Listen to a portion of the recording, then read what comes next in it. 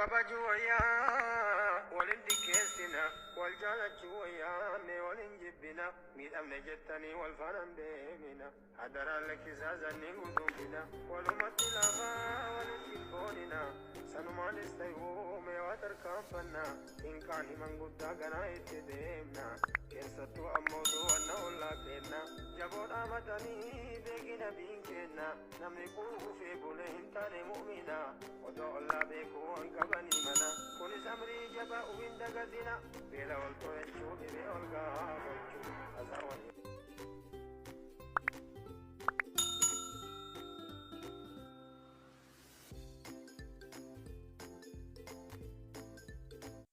بسم الله. السلام عليكم ورحمة الله وبركاته. الشما كم نجرتني كبجمتوتا في دوتوتا channel يا شاولو جلت تركمتم بكوجرتني نجيني ربي سنبراجرات وسنين جرا وروني channel يا فاراتات سبسكرايب كتشول أنجراماتي كياتي دولا ما ورد رامونا جبي سارتن قداتا كنا قالتو ما لغا بك قدا سنيب كابا إذا كان اللي فيديو أرا ولتي بني فيديو أراوني هكي ماليتون كسني لولو هرمو كمي تكتري أنا ما كل راد لكن سنيب كابا ديرفيتين جرا turtiin keessan haga dhuma viidiyoo kanaatti nafaanaa ta'u isiniin jedha kabajamtoota daawwattoota kiyya. Egaa akkuma isin argitan asitti meeshaa garaagaraa wantoota ittiin dalaguu shunkurtii, killee, qimaqimii, qaaraa qorraa, zayituuna, tamaatima hundayyuu cicciree qopheesseetiin jira jechuudha. Kukkutadhee qopheesseetiin jira. Turtiin keessan haga dhuma viidiyoo kanaan nafaanaa ta'u nan komattan yeroo baay'ee ciree ganamaan dalaguu sababni isaas yeroo sanitti viidiyoo maruu hin dhaqqabu waan ta'eef haramo sini qabadhee dhufee jira. Turtiin keessan nafaanaa ta'u akkuma argitan asitti saadii yookiin immoo matmashaa waa itti dalaguu qopheeffadheetiin jira. Waan isinii dalaguun itti tolu jechuudha. Zayituuna fayyadame shunkurtii tanamootu dhedheeressee karattafe jechuudha. Ni beektanii akkanatti akka arabiin beekutti sharaa sharaa jedhamti. Akka kennatti ammoo ka dhedheeresseetumaan ciccire jedha. Haala kanaan shunkurtii keessan zayituunatti dabaltanii shunkurtii kana ammoo diimessitanii jechuudha. Maaliif kan killeedhaan dalannu waan ta'eef xiqqoodhuma zayitii keessa bilcheessitanii anuma faana tura.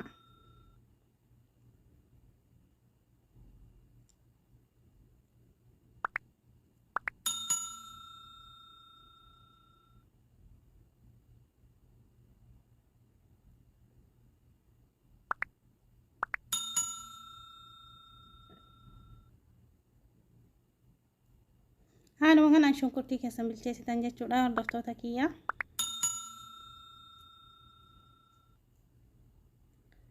Hayyee shunkurtiin baay'ee laaftee jirti amma jechuudha. Gara bilchaachuutti deemtee jirti. Diimessitan waan ta'eef fiddanii tamaatimiitti dabaltanii jechuudha. Killeedhaan dalagaarra waan ta'eef shunkurtiin kun dhokatuu hin barbaachisu jechuudha. Akkanumatti ittiin dalayna.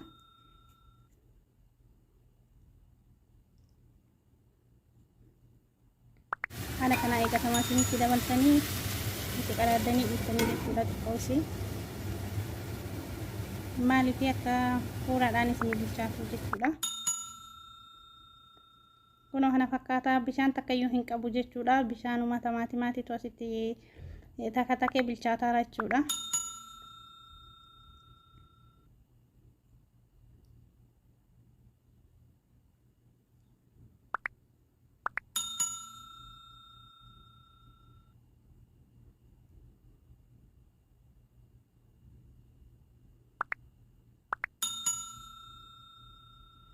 Amma immoo qimamii keessan kan qabdan irraa itti godhattanii jechuudha. Meessituu garaagaraa waan qabdan irraa itti godhattanii ana immoo amma kusbaraa kamuun akkasuma qonda barbaree isa jedhamu filfil aswadii san ittiin godhe akkasuma soogidallee itti gootan jechuudha.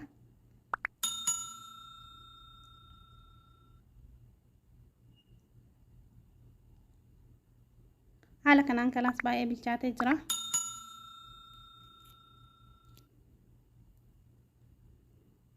Bifa kanaan kushnaa isaa dalanne jechuudha. Ammoo asitti kun seeniyaadha. Furuunii keessa galchuuf hin deema. Yoo furuunii isin bira hin jiraatini achuma irratti ibidda irratti itti cabsitanii killeessanii achirra bilcheessuu hin dandeettan jechuudha.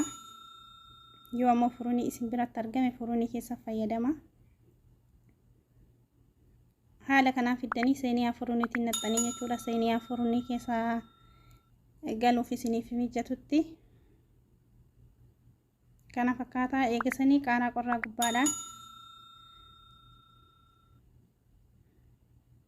Kunoo kana fakkaata ammoo killee waliin dhayeetti naqeetanii jira. Killee argitan kan akkuma dura argitanitti jechuudha. Kunoo killee hafes gubbaadhaan akkanatti haala kanaan jechuudha. Bifa kanaan itti naqxanii jechuudha. Kun amma qaaraa qorraadha gubbaan dabalee qaaraa gubaas itti dabalaa jechuudha. Garuu gubaa waan hin barbaanneef warri ittiin akkanuma duudaa isaa keessa qaaraa lama qaaraa nama gubu jechuudha. Kana fakkaata daawwattoota kiyyaa. Haala kanaan gistiiraan martanii furunii keessa keettanii jechuudha.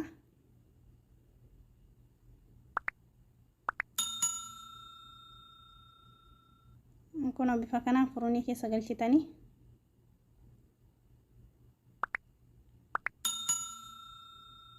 yoo ammoo furuniin hin jiraanne ibiddarra bilcheeffachuu hin dandeettan. Yeroo biraa yoo kan isin hin galle ta'e haala ibiddarratti hin dalaguunis isin dalaguun ni mala. Waa maashaallah viidiyoon kiyya akka guyyaa har'aa kana fakkaata. Bifa kanaan kunoo bayeetiin jira obboleeyyan kiyya. Haala kanaanii yeroo nyaatamu iddoo takka mi'aayaa isinis akkasinitti tolee daladdanii himtan abdii qaba. Kunoo bifa kanaan mummurtanii jechuudha. Egaa kan viidiyoon kiyya akka guyyaa har'aa kana fakkaata. Nabiyyi keenya irra salawaatu buusuun dagatina. Allahumma salli wa sallim ala sayyidina Muhammad wa ala alihi wa sahbihi ajma'iin. Rabbiin barakaa isiniif haa godhu. Kunoo bifa kanaan dhiyeeffanneetiin jirra. Isinis akka akkana dhiyeeffattan abdii isinirraa qaba. Haga viidiyoo biraatii walitti deebinutti. Assalaamu alaikum.